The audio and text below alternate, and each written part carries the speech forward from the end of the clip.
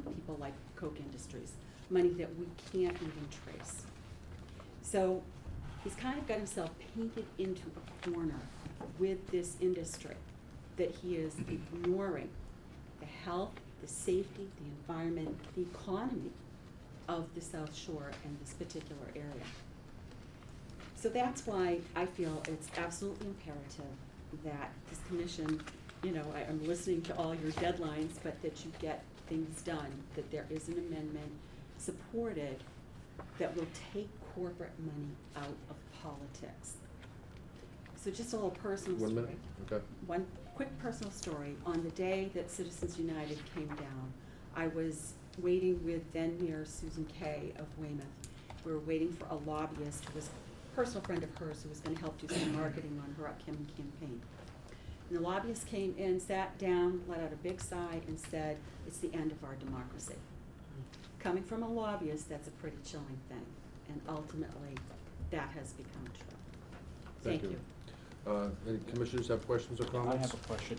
How do you know about the millions of dollars in dark money that has come in if it's not traceable to you? It's not traceable. Some of the campaigns we're working on back in 2000. I don't disagree with you, I'm just wondering how. Right. So a lot of the money has been funneled in through the Republican Governors Association, and there were charges made against the governor. There's been a bunch of different charges made. You can look these up on the internet from the Boston Globe and places like that, where there's been a lot of dark money coming in from like So charter you don't have schools any and stuff specific like that. evidence We of have, that? yeah, this Okay. is, just the charges that he was part of the Pioneer Institute, which is the Koch brothers, and that this is the kind of thing that they are working on because they absolutely do not want these things to happen. But we do have the absolute physical evidence of over $110,000 taken from National Grid, Eversource, Mintz Levin, who are the lawyers. So that's $110,000 that if anyone in this room went on the internet to You the could- Massachusetts Office of Campaign and Political Yes. Finance, you could see the $200 donations of hundreds or whatever people Right. who worked for either National Grid or so that. Mintz Levin, ML Strategies, Yeah. the lobbyists and all And of it that all stuff. adds up to that figure. Yes. Uh-huh. Any other questions? Okay, thank you very much, Alice, we appreciate it. Thank you. Paul, do you want to tell us what's in here? Yeah, sure.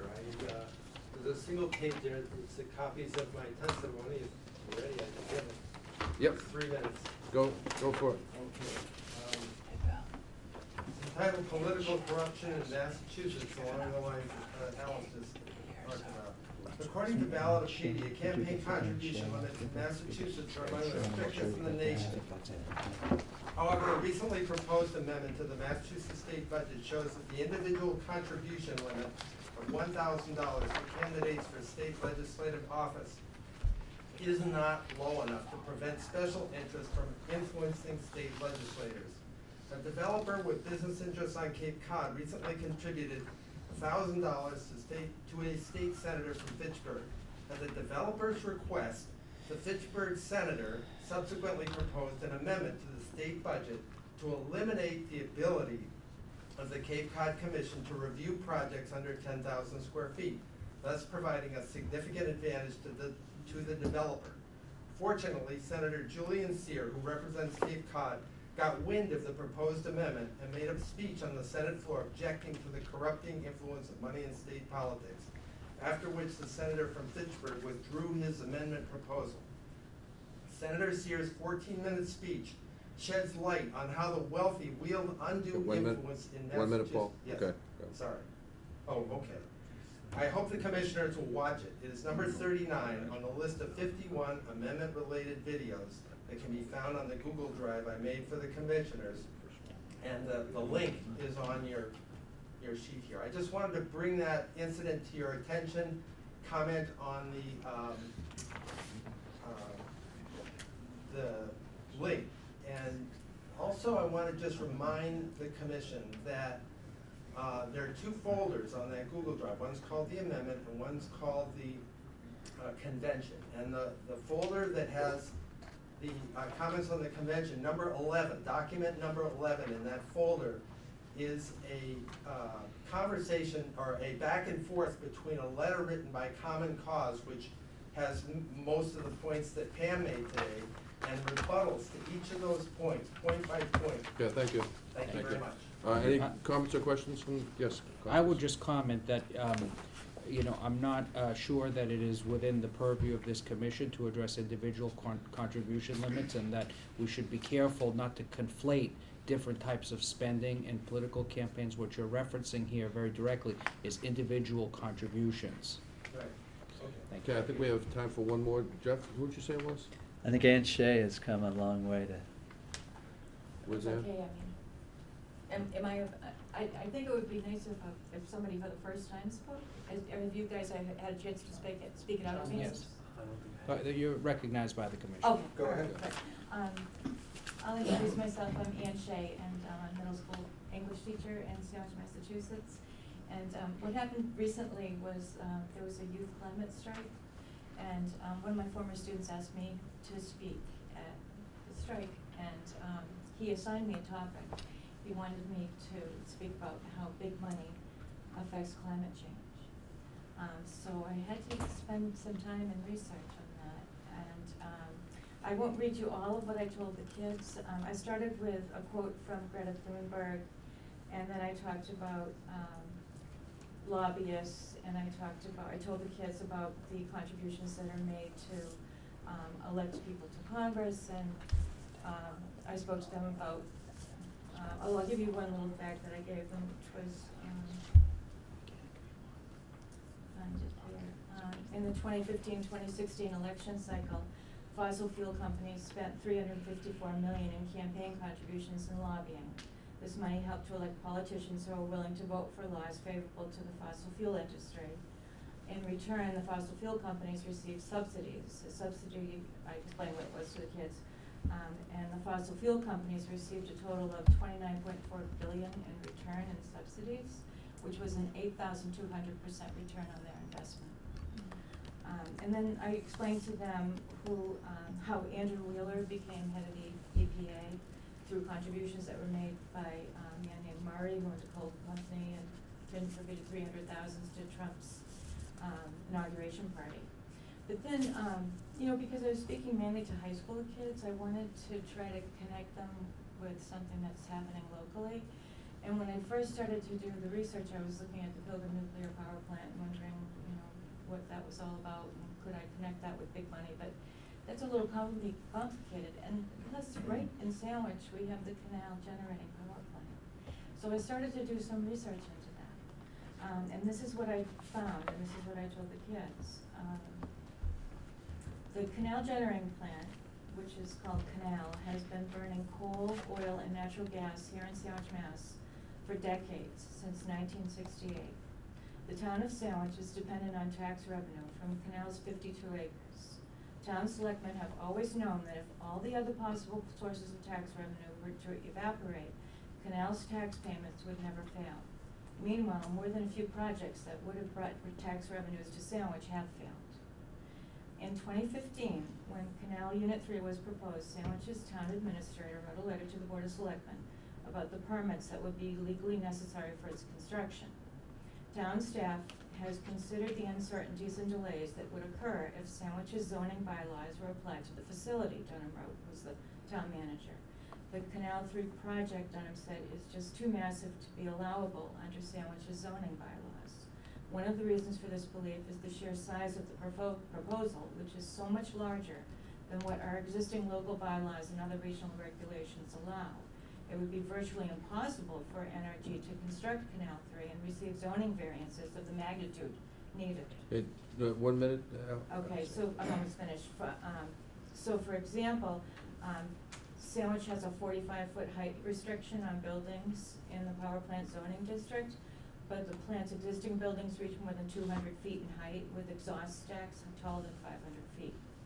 So this was opposed, this construction was opposed by the Sierra Club, the Conservation Law Foundation, which actually brought suit against it.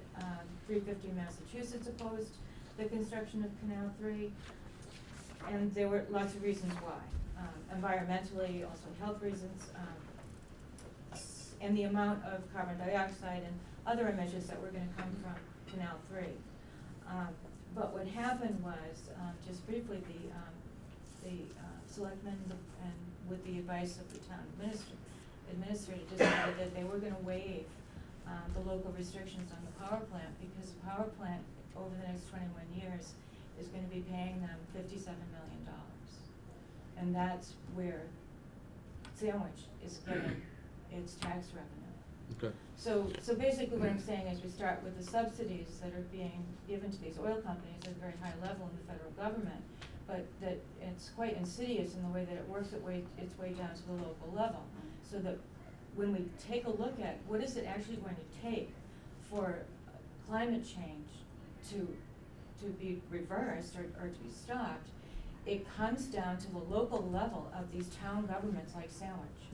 And so now here we're facing all of these emissions that are coming from our smokestack right there in the canal that you all see when you come visit the Cape.